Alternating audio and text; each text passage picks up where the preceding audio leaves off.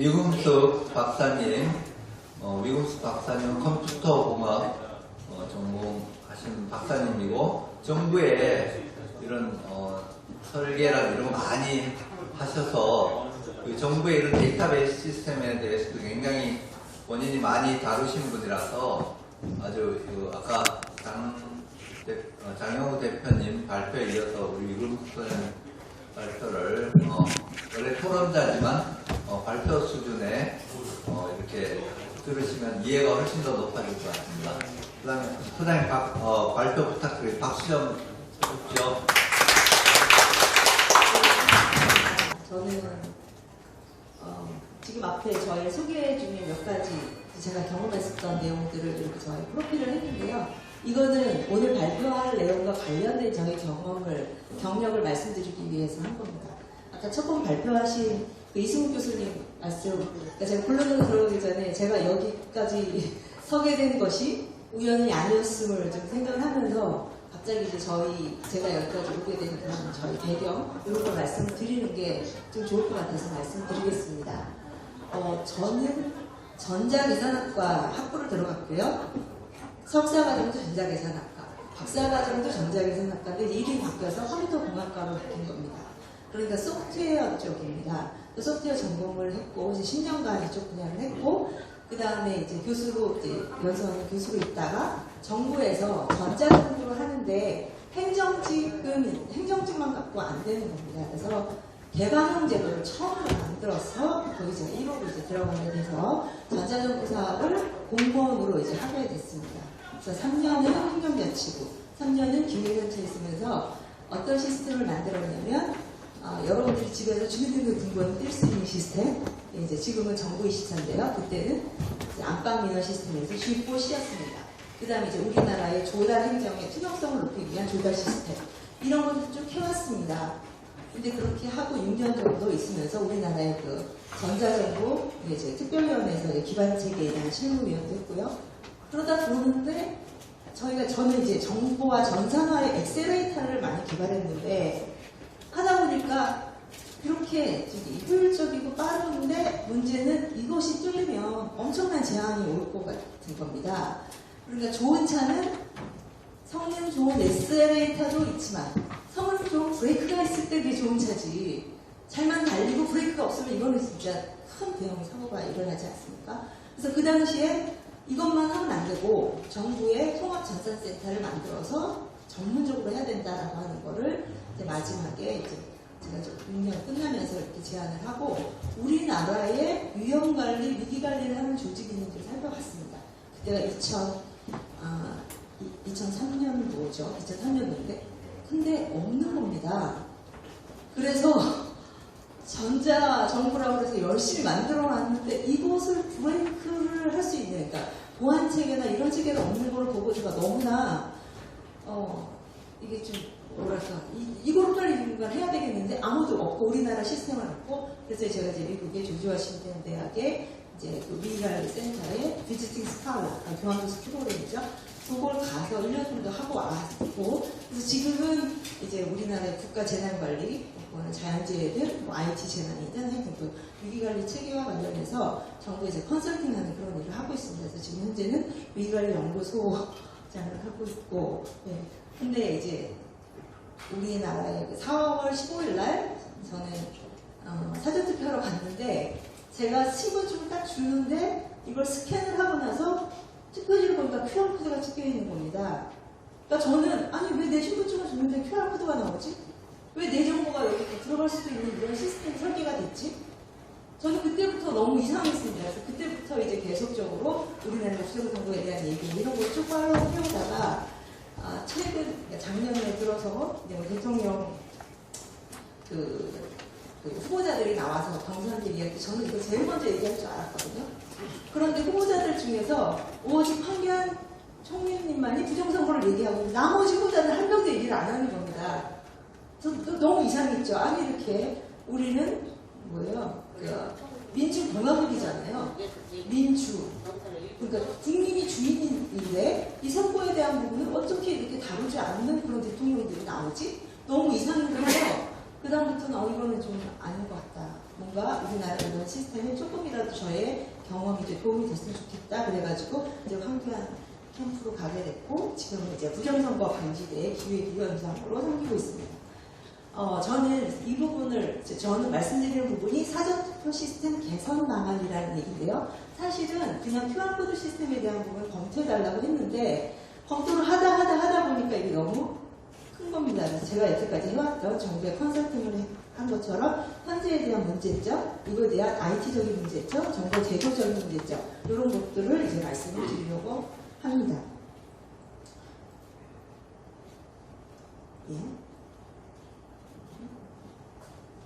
예, 제가 말씀드릴 목차는 이제 부정선거 방지되지만, 그럼 공정한 선거는 뭐냐? 공정한 선거는 어떤 거냐? 여기서부터 먼저 개념을 잡고, 그러면 이제 당일 투표 시스템은 그간에 문제가 없었는데, 그러면 사전투표 시스템은 문제가 있는데, 그러면 당일 투표 시스템하고 사전 시스템에 대해서 각각에 대한 것을 분석을 해보고요. 여기에서는 이제 투표용지에 대한 거, 1년 번호에 대한 거, 관리관의 도장, 이것이 관리관 도장을 안 찍으면 뭐가 문제인가, 이런 것도 살펴보고요. 그 다음에 사전투표 시스템에서의 QR코드가 들어가 있는데, 법과 달리 바코드가 아니면 QR코드가 들어가 있는데, QR코드가 들어가면 뭐가 문제인가, 이거에 대해서 살펴봤고요.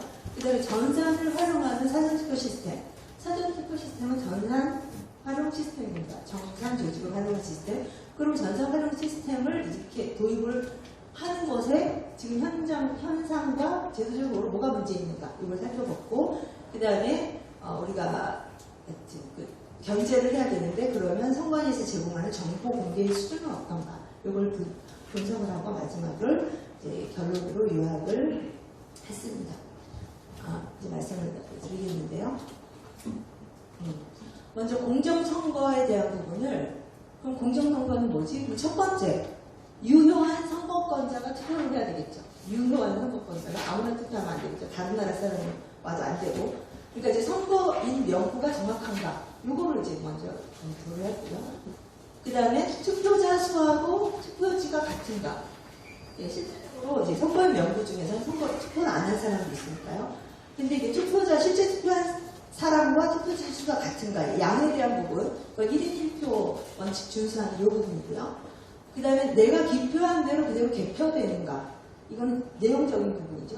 그러니까 이제 바꿔치기 하면 안 되는 거고, 다음에는 비밀 투표도, 내 투표지를 남이 볼 수 없는가, 이거고요.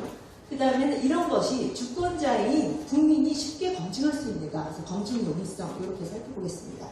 그래서 공정한, 바로 공평하고 올바른 선거 시스템으로 우리가 갖춰져 있는가를 살펴보도록 하겠습니다. 첫 번째 당일 투표, 이것은 이제 우리가 종이 투표, 오프라인 투표, 익스턴 투표죠. 이거를 여러분들 투표를 해보셨으니까, 맨 처음에 이렇게 들어가면 입구에서 이렇게 들어가면 본인 확인을 합니다. 이때 보면 투표 명부에 이 사람이 있는지, 그리고 신분증이 맞는지, 그러고 나서 여기서 저희가 맞다라고 해서 사인을 하죠. 손도장을 찍든 사인을 하고, 그 다음에 투표용지를 받습니다. 투표용지를 받는데 이 투표용지는 인쇄돼서 온 거죠. 거기 인쇄돼서 온 거에는 이제 1년 번호가 적혀 있고요. 그래서 이미 인쇄돼서 온 거니까 이것도 오프라인입니다. 종이로. 그 자리에서 출력하는 게 아니에요. 전산 조직을 한 게 아니라 아예 인쇄돼서 그 전날이나 그날 새벽에 온 거를 가지고 이제 발급을 받습니다. 그 다음에는 기표하고 투표함에 넣고요. 그 투표함일 때는 이렇게 참관인들이 이제 보게 됩니다. 이러한 시스템으로 우리가 지금 운영을 하고 있죠. 당일 투표인 경우에는요. 그럼 이런 절차를 보면, 옆에 있는 말씀드린 것 쭉 이제 살펴보시면, 맨 처음에 선관위가 투표관리관에게 명부하고 투표용지를 인계합니다. 그러니까 선관위가 투표관리관에게 주고, 그러면 선거 당일은 투표관리관이 이제 다 책임을 지는 겁니다. 그래서 투표관리관이 선거인의 신분증을 보고 본인 확인을 하고 명부에 확인을 하고 사인하도록 하고요. 그 다음에 투표관리관이 투표용지에 자신의 도장을 찍어줍니다. 자신의 도장을 찍어준다는 얘기는 내가 이 사람한테 도장을 찍어줬어, 이 얘기인 거죠. 그리고 나서 어떻게 하냐면 1년 번호를 이걸 떼고 주게 됩니다. 그러고 나서 이걸 다 이제 투표를 다 끝나면 어떻게 하냐면 투표관리관은 이 남은 용지를 또 누구한테 주냐면 선관위한테 줍니다. 그러니까 투표관리관은 투표 시간 기간 내만 이 투표용지를 갖고 있는 거죠. 나머지는 선관위가 다 갖고 있습니다. 그래서 여기서 보면 우리는 뭘 확인할 수 있냐면 1년 번호는 연속된 번호니까요. 여기 있는 숫자를 쭉 보다 보면 나머지 이 숫자가, 예를 들어 나머지 숫자가 100번이다 그러면 몇 명이 투표한 거냐면 99명이 투표한 거죠. 그래서 1년 번호로 이제 투표자 숫자를 확인하고요. 또 투표관리관은 투표용지를 투표 시간에만 다룰 수 있습니다. 예, 집에 가서는 다룰 수가 없죠. 예, 투표용지를 다 반납하니까. 예. 근데 선관위는 투표용지를 제작하고 배포하는 주체이고 나머지 투표 후에도 남은 용지를 다 갖고 보관하고 있습니다. 선관위가 다 갖고 있습니다. 근데 이렇게 되면 선관위는 여기서 도장을 찍을 수가 없죠. 왜 그러냐면은 투표관리관은 자기 도장을 가지고 집에 가니까. 예, 그러니까 이런 부분에서 투표 시간에만 찍을 수 있도록 이렇게 만들어진 겁니다. 그러면 당일 투표를 분석한 결과 어떻게 보냐면 선거인 명부는 정확해요. 종이로 있으니까. 그럼 나중에 확인하면 되니까요. 몇 명이 투표했냐 그런 거에 사인한 거에 개수를 보면 되는 거죠. 그 다음에 1인 1투표 원칙. 이것도 뭐냐면 투표관리관이 자기의 도장을 찍어서 확인해주고 나중에 이 투표용 1년 번호를 가지고 확인할 수 있죠. 쉬워요. 검증하기도 쉬워요. 그 다음에 비밀투표 원칙. 아예 그 투표지에는 번호가 없으니까 비밀투표를 누가 투표했는지 모르죠. 근데 이제 문제는 뭐가 문제이냐. 1년 번호를 떼고 투표했기 때문에 나중에 개표장에서 내가 투표한 용지인지는 확인할 수 없습니다. 이거는 이제 맹점이죠. 그건 검증이 불가능한 그런 상황이 되겠습니다. 그래서 여기에서 시사점으로는 유권자가 제대로 투표했는지를 확인할 수 있는 시스템이 보완이 되면 더 좋겠다. 예, 이것이 이제 시사점입니다. 그럼 이제 우리가 개인 도장과 관련해서 엄청 많은 이슈가 있었는데 그럼 개인 도장이 뭐가 이슈인가? 법에서는 투표관리관은 자신의 도장을 사용하라고 되어 있어요. 자신의 도장이면 소유권이 자기한테 있는 거죠. 근데 현재는 어떻게 되어 있냐? 투표관리관은 선관위가 준 도장을 사용하고 나중에 선관위한테 돌려줘요. 그러면 그건 도장은 누구 겁니까? 선관위 거죠. 네. 이건 자기 이름이 쓰여 있더라도 그거는 선관위 도장입니다. 이렇게 되면 어떤 문제가 있느냐? 핵심은 책임 소재의 문제입니다. 왜 그러냐면 아까 말씀드린 것처럼 어떤 투표지에 문제가 있다. 그러면은 지금처럼 자기 도장을 그러니까 원래 법대로 자기 도장을 찍을 경우에는 어떻게 돼요? 거기에 문제가 있으면 그 도장을 찍은 투표관리관 책임이죠. 그러니까 명확해져요. 책임자 추궁을 명확해질 수 있어요. 나중에도 문제가 생기면 투표관리관을 불러오는데 자기 도장이 있습니다. 너가 이때 이걸 찍었냐 이렇게 확인하면 돼요. 그런데 이렇게 선관위가 준 도장을 찍은 경우에는 이 투표용지에 도장을 찍을 수 있는 사람은 대상은 누구냐면 둘이에요. 그렇죠? 투표관리관이 투표 시간에 찍을 수도 있고 나머지 시간에 선관위가 찍을 수도 있고. 왜 그러냐면 선관위는 종이도 갖고 있고 이 도장도 반납하니까 도장도 갖고 있고. 그렇죠? 이러니까 이제 책임 소재가 불명확하다는 겁니다. 이 부분이 이제 검증이 복잡하고 어려워지고 그러니까 소송을 통해서 무슨 증인 신청을 하고 어쩌고 이래야 된다는 거죠. 이렇게 어렵게 하는 거는 검증이 용이한 시스템이 아닌 거죠. 지금 이것이 요번에 이제 그 상부 대선에서 이렇게 썼습니다. 중앙동 제1투 김공명인 이렇게 돼 있어요. 이 도장은 투표관리관은 자신의 도장입니까? 아니죠. 선관위가 제작해서 배포했고 나중에 가져가는 그런 도장이니까 이건 선관위 도장이죠. 그러니까 법을 위반하는 거죠. 그러면 이제 법에서는 나와 있는 것은 어떻게 되어 있냐면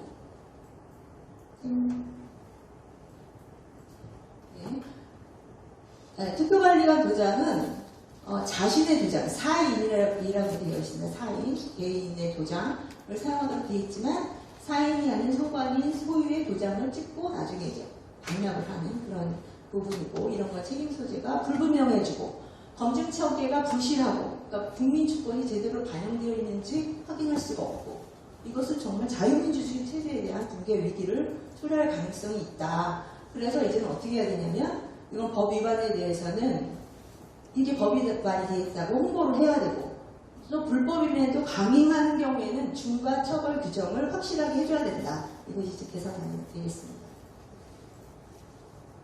네. 그러면 이제 제가 여기서의 이제 검증 방안은 지금 번호를, 이거는 뭐, 바코드지만 이게 번호를 있어서 제가 생각해 본 거예요. 제 선방안으로는 이 번호를 3개를 넣자.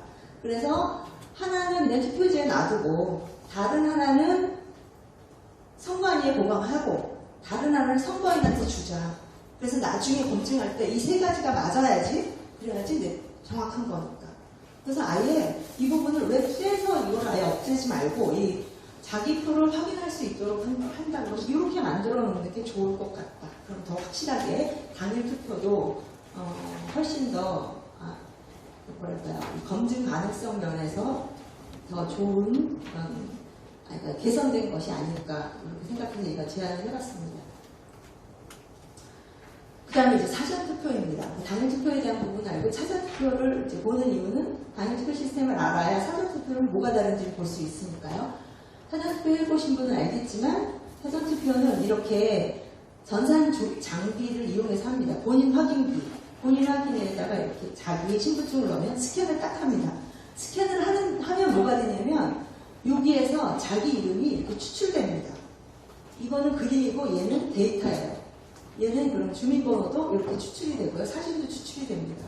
그러면 이것을 이렇게 추출된 것 같고 뭘 주냐면 이제 요 오른쪽처럼 내가 신분증을 넣으면 이런 투표용지가 나오는 거죠. 투표용지에 여기 도장도 찍혀 나오고 여기에 있는 QR코드도 나오고 이런 사전투표시 이것뿐만 아니라 이게 봉투, 이게 회송용 봉투인데요. 관외 투표인 경우에는 봉투도 줘서 이 투표지를 여기다 넣도록. 근데 여기 있는 바코드가 있죠. 이건 뭐냐면 주소지예요. 훨씬 더 우편을 잘 발송하도록 하기 위해서 바코드를 쓴 겁니다. QR코드라는 바코드, QR코드. 예. 이렇게 해서 이제 발급하게 되어 있습니다. 그럼 통합 명부 시스템이라고 하는 시스템이 있는데 이건 종이가 아니고요. 그냥 컴퓨터 단말기에서 서버에 있는 내용을 보는 그런 부분입니다. 이렇게 스캔하면 여기에 아예 단말기 위에 이 스캔한 사람에 대한 정보, 여기 주소도 나오고요. 경기도 과천시, 그 다음에 이 사람의 이름, 그 다음에 생년월일, 주민번호, 끝자리. 예. 이렇게 이제 다 나오게 됩니다. 그러니까 이게 데이터베이스화 된다는 거죠. 데이터. 예. 그러면 통합 명부 시스템은 어떻게 구성이 되어 있냐? 중앙선관위에는 선거인 통합 명부 서버가 있고요. 그 다음에 사전 투표소마다 이렇게 네트워크로 연결되어 있습니다. 네트워크로. 그러니까 여기에서 신분증을 넣으면 이 부분이 네트워크를 통해서 서버에서 확인해가지고 이렇게 주는, 발급하는 그런 부분입니다. 그래서 이제 간단하게 얘기하면 아까 그 장영 사장님께서 정말 디테일하게 저는 그 얘기 들으면서 너무 고향에 온 느낌이었어요. 제가 전산가이기 때문에 고향에 너무 익숙해 들었는데 그거를 저는 정부에 쓰면서 그렇게 어렵게 얘기하면 못 알아들으니까 심플리파이하게 아주 간단하게 얘기를 하면 어떻게 되냐? 내가 신분증을 주면 나한테 QR코드를 줘요. 이 QR코드는 누구 거예요? 내 거예요. 예, 그러니까 내가 누군지 알 수 있어요. 아시죠? 간단하죠? 내 신분증을 넣었더니 내 QR코드를 주는 거예요. 그러니까 나는 알 수 있죠. 서버를 통해서. 여기에 로그에 기록되든 데이터베이스에 있든 어쨌든 내가 넣는 건 내가 보는 거죠. 우리가 QR코드를 갖고 어떻게 해요? 시장에 가서 내가 딱 찍으면 나오잖아요. 뭘 나와요? 백신 패스 맞았습니다. 안 맞았습니다. 이걸 찍는 순간 나에 대한 정보를 알려준다고요. 음성으로까지. 너무 쉽죠? 예, 이제는 많이 이해하실 거예요. 우리가 그 코로나 때문에 너무 익숙하셔서. 그러니까 제가 이거를 신분증을 넣는데 QR코드 보고 깜짝 놀랐다니까. 이게 비밀 투표인데? 그래서 저는 4월 15일 2년 전부터 이 부분에 대한 게 이거 큰일 났다라고 생각했던 거고요. 자, 그럼 차이는 뭐냐? 여기서는 당일 투표에서는 일련 번호를 떼줘요. 그러니까 비밀 보장이 되죠. 사전 투표는 이걸 안 떼요. 그럼 어떻게 돼요? 여기 정보가 누가 여기 있는 기표 도장하고 누가 누구를 찍었다는 걸 알 수 있죠. 결국 비밀 예, 그게 안 되는 거죠. 네. 사전 투표 절차도 이렇게 쭉 제가 말씀드렸는데 이거는 이전에 이 본인 확인기를 신분증을 넣고 출력을 할 때 이 도장의 부분입니다. 이 도장은 당일 투표할 때는 이렇게 찍어줘요. 선관위가 100% 맡아서 도장을 찍어줘요. 사전 투표는 어떻게 하냐면 그 도장이 이미 등록이 돼 있어요, 서버에. 그러니까 아예 프린트하는 거예요, 프린트. 예, 도장 안 찍어요. 그럼 그 프린트를 언제 했다라는 걸 어떻게 알아요? 몰라요. 현장에서는 몰라요. 예. 아까 그 투표용지하고 도장만 있으면 찍을 수 있듯이 투표소가 아닌 다른 쪽에서도 어쨌든 단말기만 있으면 다 된다는 거죠. 네. 여기서 보면은 선거명부의 정확성. 이거는 전산 데이터베이스 선거 통합명부 전국 거를 갖고 있어요. 그러면 여기 이제 이 부분에서는 우리가 확인할 수 있나요? 눈으로 확인 안 돼요. 서버를 봐야 돼요. 전산으로만 확인돼요. 네. 그러니까 아무리 참가인이 옆에 있다고 해도 우리는 의미가 없는 거예요. 전산으로밖에 확인이 안 되니까. 그 다음에 1인 1표 원칙. 이것도 마찬가지로 전산 장비에서 나와요. 근데 이것도 어떻게 확인할 수 있어요? 몰라요. 현장에서의 당일 투표는 현장에 있는 사람 카운트만 하죠. 이거는 어떻게 관외 투표도 있기 때문에 그게 현장에서 있는 사람을 카운트한다고 해서 1년 번호로 확인도 안 돼요. 네. 좀 깜깜한 거죠. 그리고 비밀투표 원칙. 예. 여기서는 이제 1년 번호. 사람 온 순서대로 1년 번호를 줘요. 결국 순서를 온 시각대로. 컴퓨터에는 타임스탬프가 찍히거든요. 온 타임스탬프 순서대로 1년 번호 순서대로 나오면 누가 누구 찍힌지 바로 알 수 있죠. 예, 비밀투표 원칙에 침해됩니다. 바꿔치기 고장, 요거는 QR코드에 1년 번호하고 유권자 식별이 가능하고 네코드 찾을 수 있어요. 좋은 점은. 예. 그런데 이 부분은 어떻게 돼요? 다 전산으로만 무결성을 확인할 수 있어요. 전산으로만. 그럼 여기에 대한 입증 책임은 누가 있어요? 누구한테 있냐면 바로 이 서버를 관리하고 있는 주체한테 있는 거죠. 이걸 안 주면 어떻게 돼요? 국민은 아무것도 몰라요. 깜깜한 거예요. 예. 그래서 이거는 전산 감사하고 검증 시스템을 도입을 해야 돼요. 아까처럼 이 장 사장님께서 다 로고를 해서 확인하잖아요. 요거를 볼 수 있는 이 로고에 누가 작성했는지도 로고에 남거든요. 요거를 갖고 실시간으로 요거를 할 수 있는 시스템이 있어야 돼요. 디텍트 할 수 있는 감시 시스템이 있어야지만 이게 제대로 운영이 되는 거죠. 제가 이제 97년도에 정부에 있으면서 정부 전산소에 있었거든요. 정부 전산소에서는 그러니까 뭘 갖고 있냐? 부동산 정보를 갖고 있어요. 부동산 정보를 누구를 볼 수 있냐면 그 담당하고 있는 오퍼레이터를 볼 수 있어요. 저한테 물어보더라고요. 저희 조상 중에 혹시 남겨놓은 부동산이 있으면 자기 찾아주겠다고. 그냥 볼 수 있으니까. 그런데 제가 나올 때쯤 2000년도 가까이 됐을 때 그때는 볼 수 없대요. 왜 그러냐면 보는 기록을 보면 이게 다 남기 때문에 나중에 자기가 추궁을 당한다고. 그러니까 이런 감시 시스템이 있어야만 담당자도 마음대로 못 보죠. 자기만 볼 수 있도록.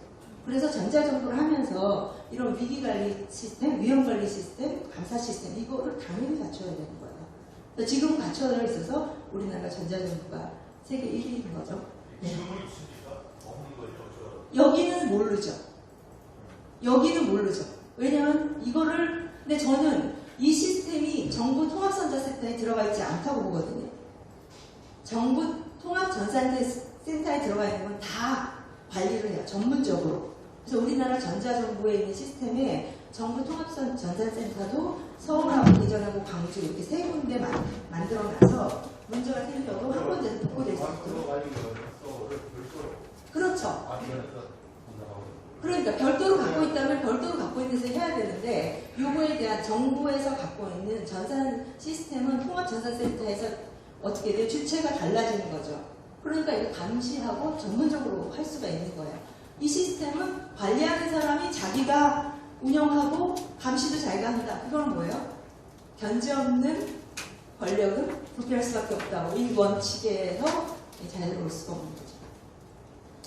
자, 이제 QR코드 부분이 그럼 진짜 1년 번호가 있는가? 이 부분이 중앙일보에 4.15 후에 나왔던 부분인데요. 1번, 여기 있는 투표관리원을 통해서, 이건 사전 투표를 했구나. 그 다음에 여기는 어디냐면은 국회의원, 여기 공주, 부여, 청양군, 여기에 해당하는 부분이고요. 그 다음에 3번을 통해서 1년 번호를 찾을 수가 있죠. 그러면 여기에서 이 사람을 보고, 김준호인가? 이 사람이 어느 투표소에 있는지를 알면은 이 사람이 투표소를 알 수 있죠. 자기가 투표한 곳에. 그 다음에 여기에 있는 것을 통해서 이 유권자는 여기에 살고 있는 사람이라는 거 알죠? 부여에 살고 있는 사람은. 그 다음에 여기 있는 QR코드를 통해서 어떻게 해요? 제가 이거 핸드폰으로 이렇게 뭐죠? 우리 사진기 이렇게 들이대면 여기 번호가 쫙 나옵니다. 맨 마지막에 있는 0000-5642번. 아, 이 사람은 여기 부여부대에 5642번째로 왔구나를 알 수 있죠. 네, 5642번째를 여기 부여부분에 접근했던 사람 순서대로만 하면 어때요? 이 사람이 특정될 수가 있는 거죠. 아까 시연을 해보겠습니다. 네. 누군지를 알 수 있다는 거죠. 네. 네. 이게 비교가 되지 않은 거네요. 저거 쓰레기통에 놨다는 거죠. 네.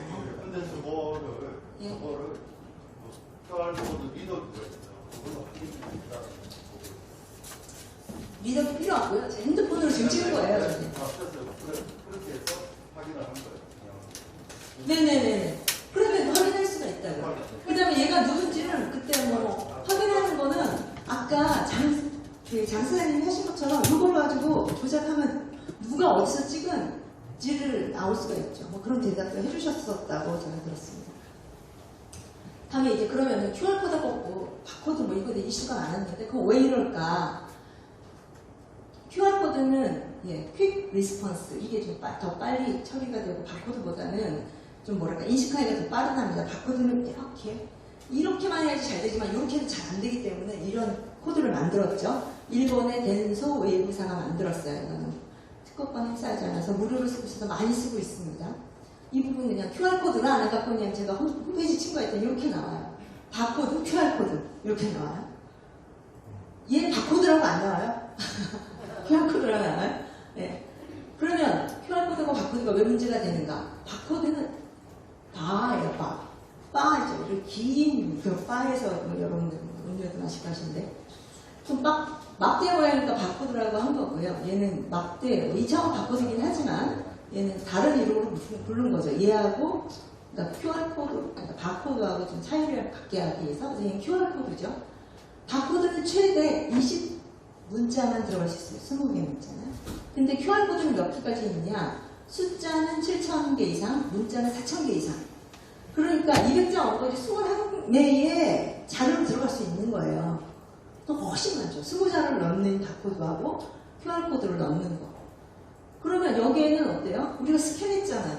그럼 자기 이름, 주민번호, 뭐 정보 다 여기 들어가도 충분히 남죠.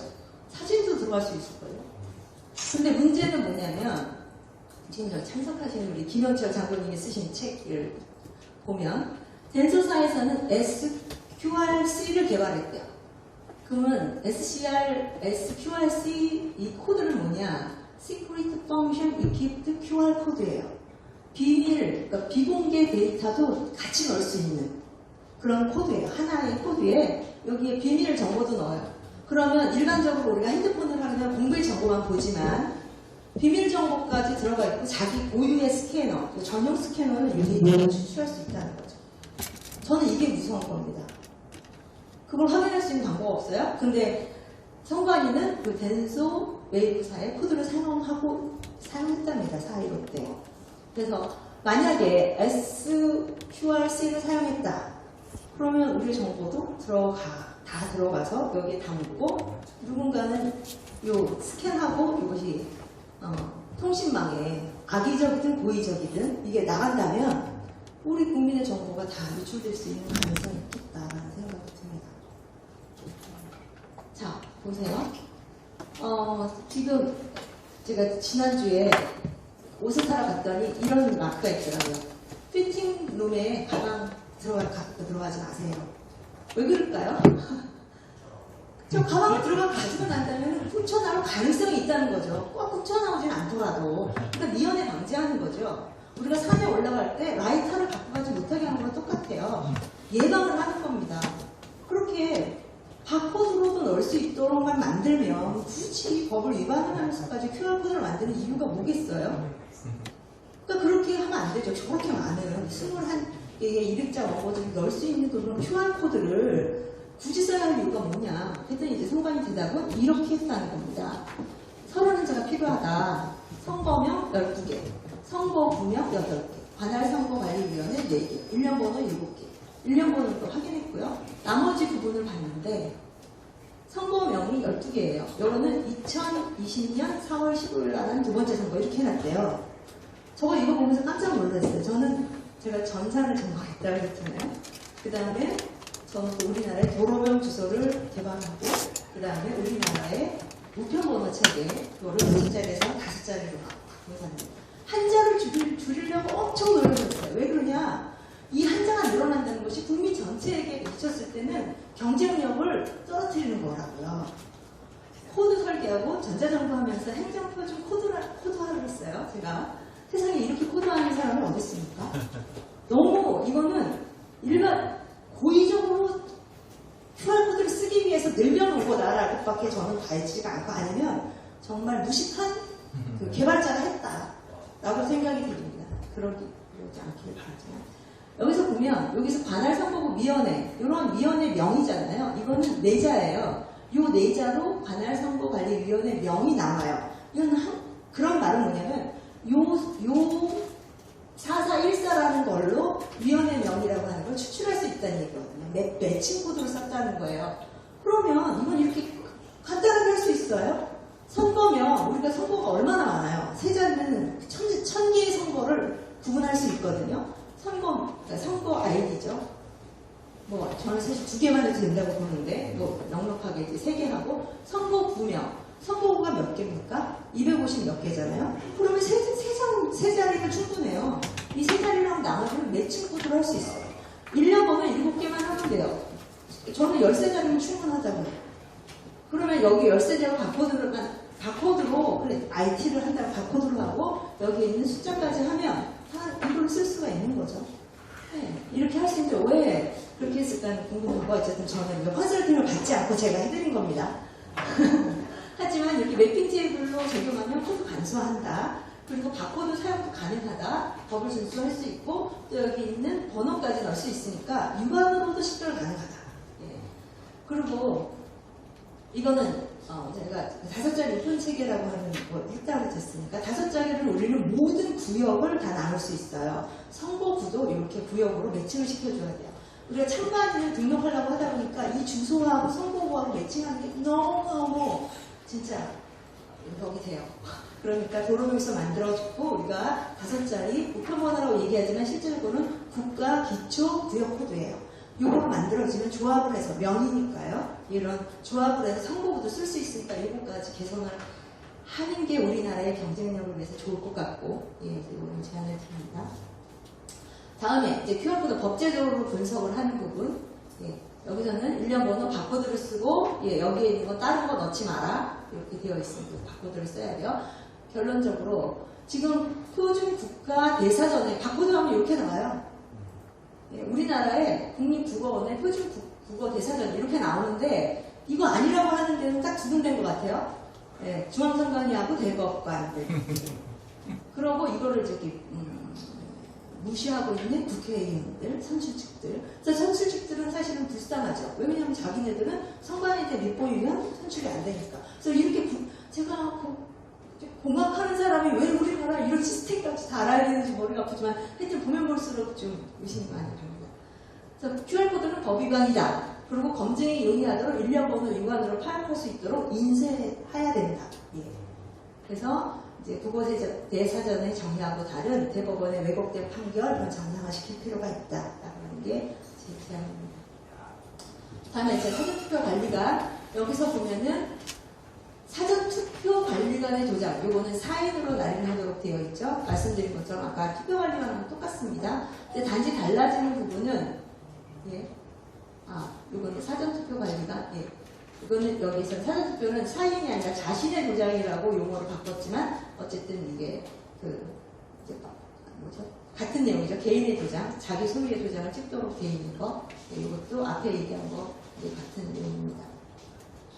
도장과 관련해서 제가 이 표를 봤는데 이거는 3구 대선에서 대구에서 국회의원 보궐선거가 있는 곳의 비정상 투표지의 예입니다.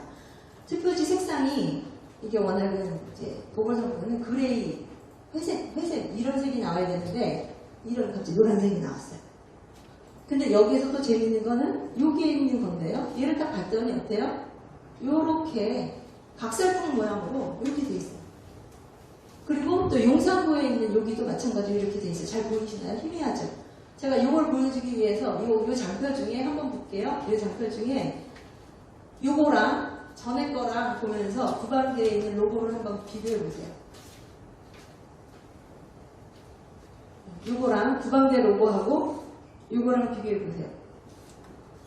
뭐가 달라지나요? 이거 구방대 로고. 여기가 제가 이거가 하얀색일 때는 얘가 동그란 길만 보여요. 근데 제가 복사해서 이거가 그레이색이니까 이렇게 보인다. 얘랑 똑같아요. 이렇게 복사한 거. 네. 그쵸? 네. 자, 이게 하얀색일 때는 이게 구별이 안 가요. 이것이 회색이니까 구별이 된 거예요. 이 말은 뭐냐면 누군가 이거 복사했다는 거예요. 너무 쉽게. 그쵸? 제가 이거 이제 구방대 로고 황교안 대표님한테 허락 안 받고 이렇게 많이 인쇄해도 상관없어요. 복사할 수 있으니까. 예, 인쇄할 수 있고. 예, 너무 실질적인 이그젠플이죠. 예, 다음에 이제 중요한 부분이 우리가 숫자가 정확해야 되는데 정확성인가 숫자가 정확해야 되는데 관내 사전투표자의 수는 어떻게 확인하는지 한번 보면요. 관내 사전투표를 할 때는 투표용지만 줍니다. 관외는 투표용지하고 회선용 봉투까지 줘요. 그래서 관외 사전투표는 봉투에다가 투표지를 이제 투표용지에 기표를 하고 투표지를 여기다 넣고 투표에다 넣습니다. 그래서 끝나면 이제 우체국에다가 줘야 되기 때문에 이거를 계산을 합니다. 봉투를 세요. 그런데 봉투 안에 있기 때문에 이거 비밀 투표, 그러니까 비밀 투표의 원칙에 위배되지 않죠. 그런데 여기서는 투표용지만 줍니다. 그러니까 이거를 셀 수가 없는 거예요. 그렇죠? 왜냐면 이거를 세게 되면 투표용지만 주고 봉투를 안 주니까 그거는 남이 누구에게 몇 표를 투표했는지 보잖아요. 그러니까 이 부분을 여기서는 세지 않아요. 관내 사전투표에서는 세지 않기 때문에 문제인 것입니다. 그걸 확인하지 않아요. 현장에서. 얘는 투표지를 세요. 여기서는 그러니까 관내 사전투표에서는 투표자 수를 계산하지만 관내에서는 투표지를 계산하지 않아요. 현재. 그리고 어떻게 하냐? 이렇게 투표함에 있는 걸 그대로 어딜 가요? 선관위한테 줘요. 선관위한테 보관하도록. 그러면 어떻게 되냐면 우리가 아까 통합 명부 시스템이 구성이 있는데요. 서버가 있고 사전투표소에서 이렇게 돼요. 여기서는 뭐 통신망과 뭔가를 한다고 해요. 그러니까 여기서는 여기 서버에서 온 것만 출력이 되겠죠. 하지만 우리가 통신망은 다 해킹이 가능합니다. 예, 해커들이 그거로 해서 돈을 많이 벌죠. 해커가 만약 와서 사전투표자 수를 조작했어요. 확인할 수가 없어요. 왜냐하면 여기에 있는 수하고 여기에 있는 수를 모르니까. 그렇죠? 여기는 실제적으로는 200명이 왔어요. 50명이 관내고 150명이 관내예요. 근데 얘가 150개인지는 몰라요. 그런데 얘가 여기다 해킹해가지고 여기 200개였는데 300개 이렇게 했다고 해봐요. 그러면 알 수 있는 방법이 없는 거예요. 지금은 이런 체계가, 검증 체계가. 예. 그렇죠? 그 다음에 여기에서 선관위를 저는 있지만 혹시라도 거기 이상한 사람이 있어요. 선관위 서버에서 아예 이 사전투표소가 아니라 여기에서 투표용지를 발급을 해요. 예, 여기에 서버에 숫자를 조작을 하거나 아니면 투표용지도 발급할 수 있어요. 그렇죠? 아까 복사를 할 수 있지만 이 정상 투표용지도 발급할 수 있어요. 이럴 때도 어떻게 돼요? 이거 확인할 수 있는 방법이 없다는 거죠. 지금. 그럼 왜 이렇게 적용됐지? 그렇죠? 어떻게 이렇게 해놨지? 검증하도록 해야 되는데 왜 이렇게 해놨지? 그래서 법을 살펴봤습니다. 그랬더니 어떻게 돼 있냐면 법에는 지금 이제 제가 이거를 나중에 필요하시면 드릴 텐데요. 자, 보세요. 법에는 사전투표의 경우에는 투표용지와 회성용 봉투를 교부하도록 되어 있습니다. 하지만 관내 선거인에게는 회성용 봉투를 교부하지 않을 수 있다 이렇게 되어 있어요. 네, 않을 수 있어요. 회성용 봉투를 안 넣을 수 있어요. 이거를 할 때 그럼 뭐냐면 관내 사전 선거인에게는 봉투 자체를 교부 안 했어요. 회성용 봉투를 안 할 수 있다고 그랬지 봉투 자체를 주지 말라는 건 아니거든요. 네? 그런데 여기서는 봉투 자체를 교부 안 해요. 그래서 확인하지 않도록 된 거예요. 이해 가시죠? 그래서 이제 법은 어떻게 바뀌어야 되냐.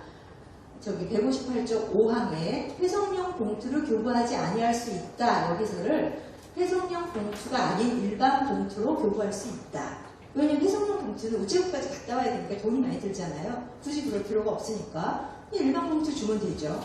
네, 회성용 봉투는 우체국까지 갔다 오는데 여기 관내니까 관내에서 그냥 하면 되니까요. 여기 가시죠. 그래서 제가 이제 개선하려고 했습니다. 여기 법에는 중앙선관위 중앙선거관리위원회 규칙으로 정하는 구역의 선거인에게는 회성용 봉투를 교부하지 아니할 수 있다.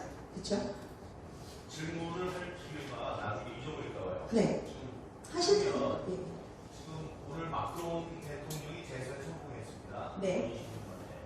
그런데 잘 아시다시피 프랑스는 투표함이 투명해요. 곧 나옵니다. 아, 알겠습니다. 네. 아주 정확합니다. 그럼 이제 전산 조직에 의한 투표 부분을 보면, 네. 잠깐만요. 여기. 전산 조직에 의한 투표지. 이걸 한번 볼게요. 여기 법은 이렇게 돼 있어요. 전산 조직에 대한 투개표라고 해서 278조가 있고요. 여기서는 중앙선관위는 사무 전산화를 추진해야 한다. 하지만 투표의 비밀도 보장돼야 되고 정확하도록 해야 된다.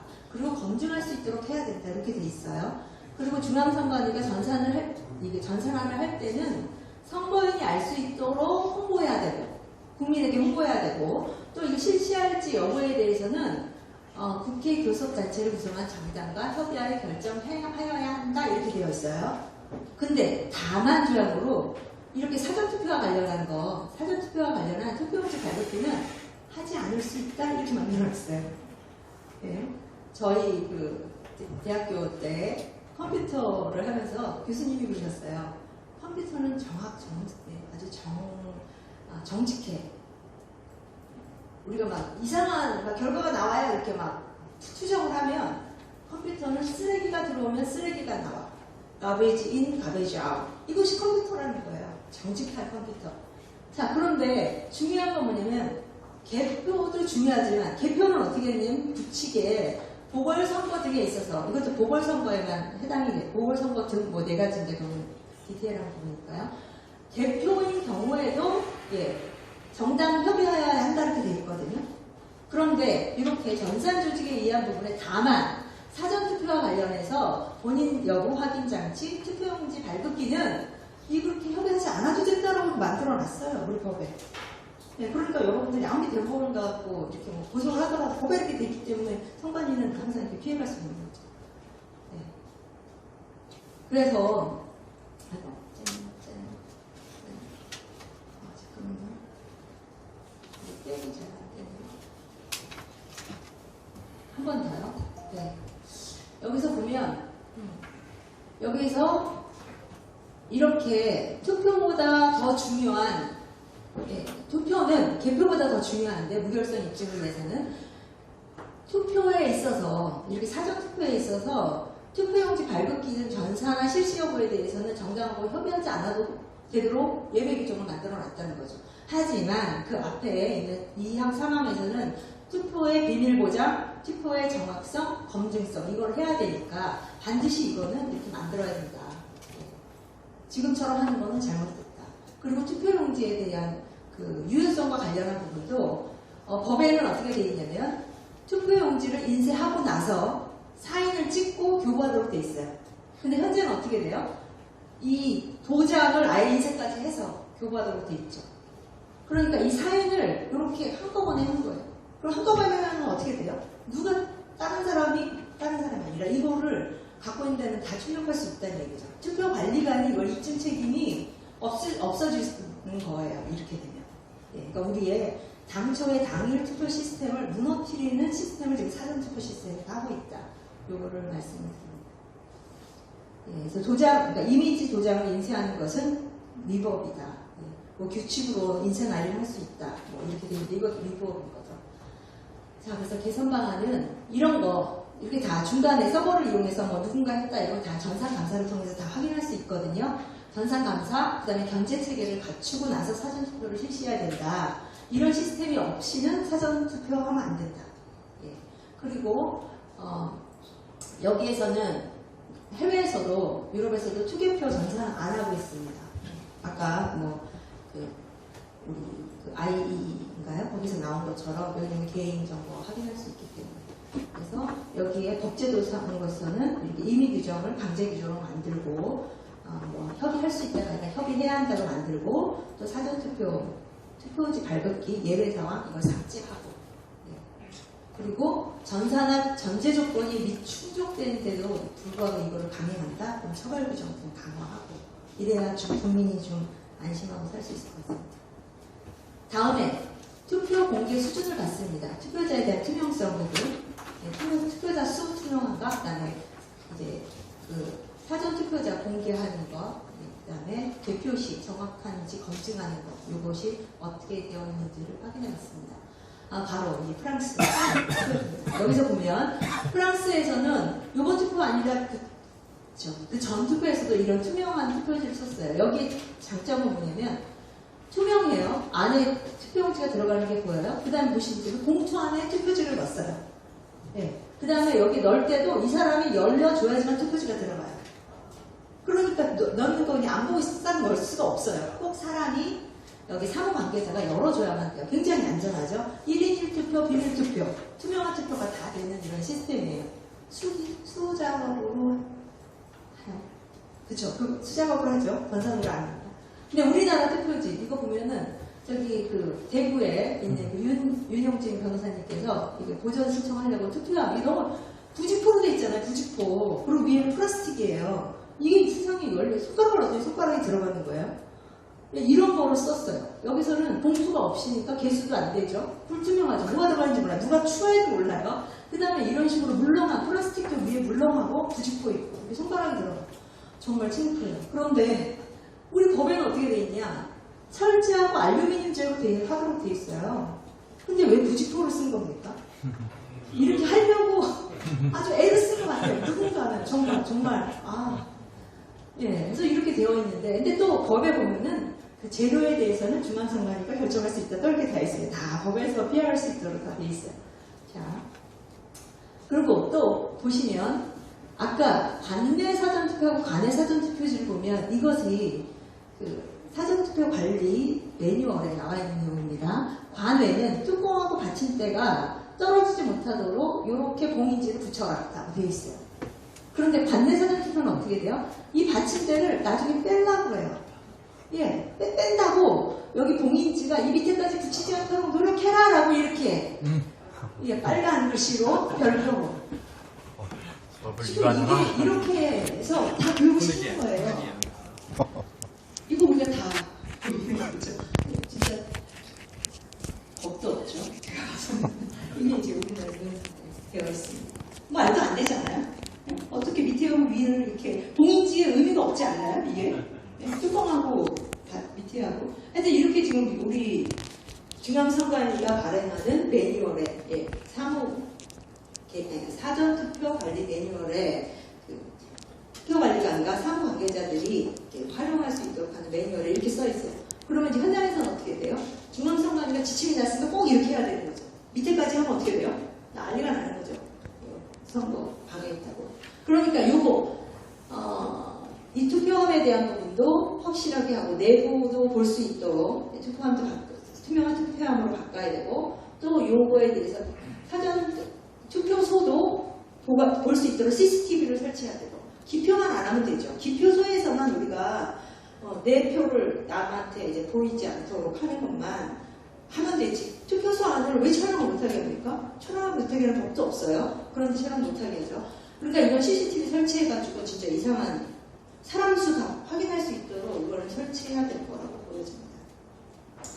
개표 결과를 보겠습니다. 개표 결과 어떻게 돼 있냐? 이렇게 이제 그 종로구, 거서, 선상, 관내, 제외투표, 그 다음에 관내 사전투표, 예, 그 다음에 여기 있는 투표소별로 이렇게 돼 있죠. 사주등도 관내 이렇게 돼 있어요. 근데 사전투표는 며칠날 이루어지냐면 양일날 이루어지죠. 1일날, 2일날 구분이 안 돼요. 그러니까 우리 참가인들은 어떻게 돼요? 오전이나 오후 아니면 하루만 하지 이틀 하기는 어렵잖아요. 그러니까 내가 하루마다 안만 세봐도 발표되는 거랑 체크를 못해요. 저희가 상부 대전 때 이상한 거 있으면 이제 리포팅 하라고 부방대원들에게 얘기했습니다. 굉장히 많은 수가 내가 한 숫자하고 저기 선관위에서 발표한 숫자하고 다릅니다. 훨씬 선관위에서 발표한 숫자가 많습니다. 이렇게 얘기를 하는 거예요. 그런 걸 확인해야 되잖아요. 확인할 수 있는 방법을 공개를 어떻게 해요? 묶어서 공개를 해요. 그러니까 확인할 수가 없죠. 이건 투명하지 않죠. 그래서 공개도 투표소별로, 투표일별로, 시간대별로.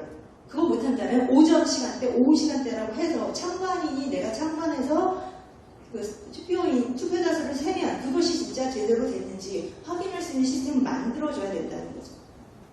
이것이 범죄 가능성이 높은 거죠. 그 다음에 여기 선관위에서 자료 보면 굉장히 없습니다. 이런 매뉴얼도 어떻게 확인해야 돼요? 자료 공개 청구해서 받아야 돼요. 어떻게 이런 거 당연히 공개해야 되는데 그렇지가 않다는 거죠. 그러니까 투명하지 않기 때문에 투명하지 않은 건 거기에 그 부정부패가 이제 있을 수 있는 가능성이 많죠.